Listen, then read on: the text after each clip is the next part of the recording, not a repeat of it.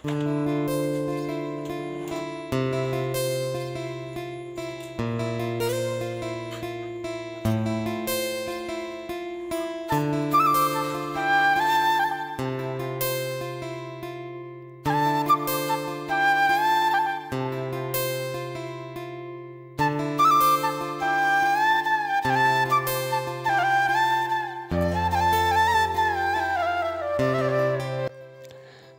বন্ধুরা, তোমরা সবাই কেমন আছো? আশা করি সবাই অনেক ভালো আছো আর আমরাও ভালো আছি।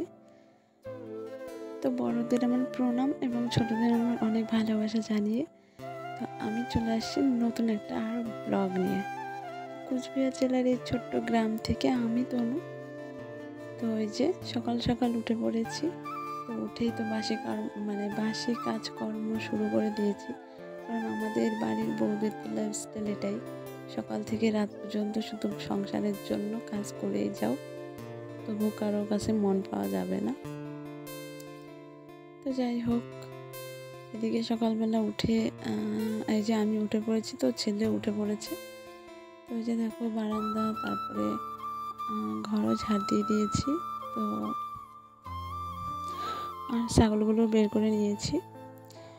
তো ওই যে এবার সিঁড়ি, তারপরে ওগুলো সব ঝাড় দিয়ে নিলাম। এবার উঠানটা ঝাড় দিয়ে দিচ্ছি। আর বাবু তো আমার সাথেই উঠেছে। এই যে দেখো সকালবেলা উঠি কোনো কথা নেই, ও খেলা করছে।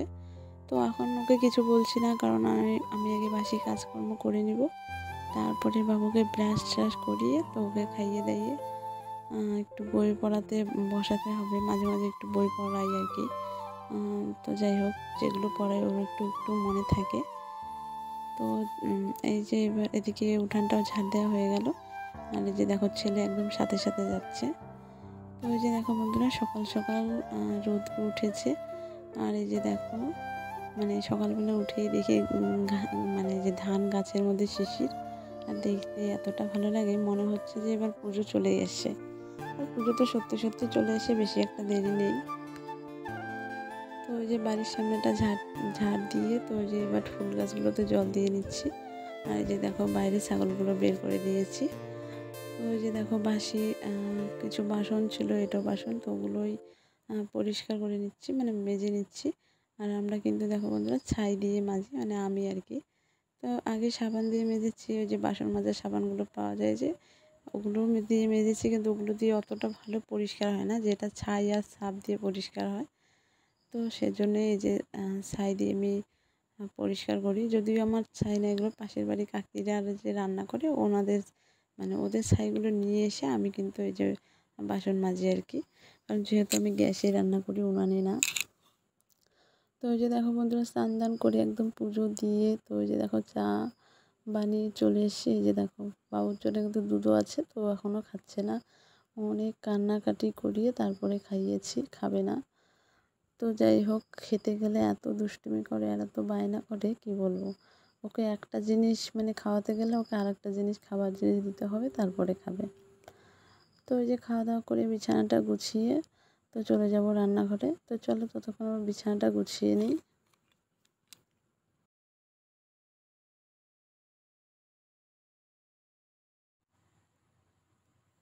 তো বিছানা গোছানো হয়ে গেছে, তো এবার চলে আসলাম রান্নাঘরে। আর রান্নাঘরে এই যে গ্যাসটা একটু হালকা করে মুছে নিলাম। গ্যাসটা মুছে না নিলে কেন যেন ভালো লাগে না। আর গ্যাসটা দেখো মুছে নিলাম, এবার চকচক ঝকঝকে করছে, আর রান্না করতে ইচ্ছা হবে। তো যাই হোক, এদিকে আজকে রান্না হবে বাঁধাকপি আলু দিয়ে, মাছের মাথা দিয়ে ঘন্ট রান্না হবে। আর এদিকে মাছের ঝোল হবে মূলো আর আলু দিয়ে। তো এই যে দেখো, এদিকে বাঁধাকপিটা আমি ধুয়ে নিয়েছি, কেটে ধুয়েছি, তারপরে এখন ঝুড়ি ঝুড়ি করে কেটে নিচ্ছি। আর এদিকে বাঁধাকপি কাটতে কাটতে এদিকে দেখো, এই যে কালকে যে মাছগুলো রেখে দিয়েছিলাম ওগুলো একটু হালকা করে ভেজে নিলাম। তো সেটাতে তাওয়াটাতে বসিয়ে দিব এখন। ওই যে বাঁধাকপিগুলো যে কেটে রাখলাম ওগুলো এখন বসিয়ে দেবো, ঘন্টটা। তো ওই যে এদিকে জিরে লঙ্কা আদা ফোড়ন দিয়েছি, আর এই যে দেখো আলু। তো আলুটা দিয়ে একটু হালকা করে ভেজে নিব, তারপরে বাঁধাকপিটা দিয়ে দিব, বাঁধাকপিটা।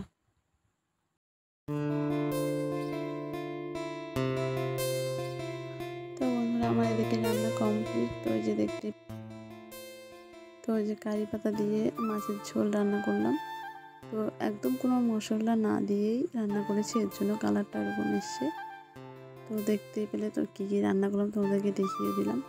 আর এই যে দেখো বিকেল এখন বাজে 5:30 এরকম বাজে, 4:30 5টা। এই যে দেখো আমরা ঘুরতে চলে এসেছি, মানে 3 জনে মিলে, 3 জনে না 4 জন, মানে আমার সাথে 2টো ননদ এসছে আর আমার ছেলে আর আমি। তো ওই যে দেখতেই পাচ্ছ আমরা যাচ্ছি হলো ফরেস্টে, আমাদের বাড়ির থেকে 2 কিলোমিটার দূরে।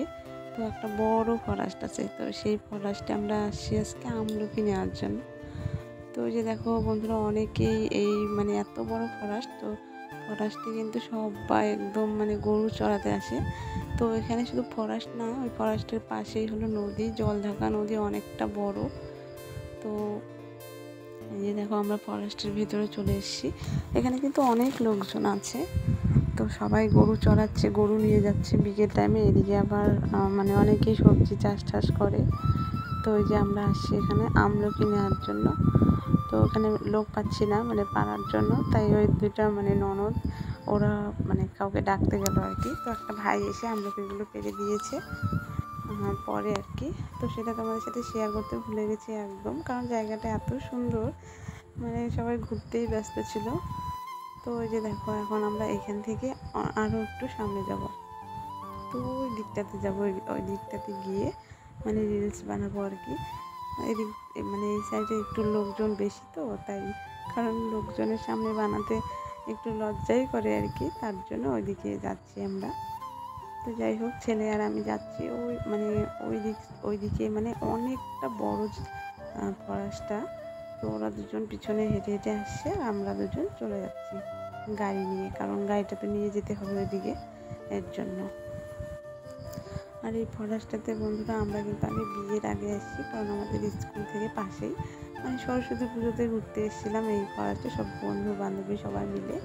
তো আজকে বিয়ের পরে একদম এই 4-5 বছর পরে এই ফরেস্টটাতে আসলাম। তো অনেক দিন পরে এসে ভালোই লাগছে বন্ধুরা দেখতে। দেখো এত বড় এত সুন্দর জায়গাটা, কি বলবো। আর আমার ছেলে দেখো, ও দৌড়ে এসছে ওর পিপিদেরকে নেওয়ার জন্য, কারণ ওখানে আগে চলে গেছে, এর জন্য ওখানে নেমেই দেখো চলে আসে পিপিদেরকে নেওয়ার জন্য।